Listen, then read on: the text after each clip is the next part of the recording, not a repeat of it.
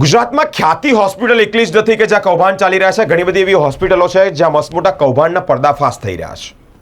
તેવામાં હોસ્પિટલો એકલી જ નહીં, એવી લેબોરેટરીઓ પણ છે કે જ્યાં કૌભાંડો થઈ રહ્યા છે.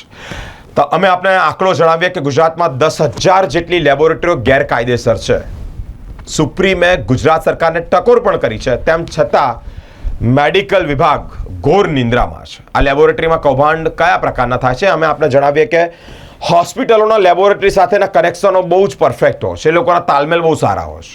ના કરાવવાના રિપોર્ટ પણ કરાવી દે.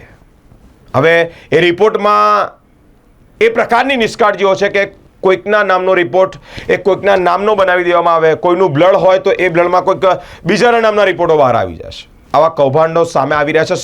સુપ્રીમ કોર્ટ ગુજરાત સરકારને ટકોર પણ કરી છે કે 10,000 જેટલી લેબોરેટરીઓ ગેરકાયદેસર છે. એકચ્યુઅલી એમડી પેથોલોજી હો તે લોકો લેબોરેટરી ચલાવી શકે, પરંતુ 10 અને 12 પાસ સર્ટિફાઈડ લોકો પણ હવે લેબોરેટરી ખોલી અને ધંધો ચાલુ કર્યો છે.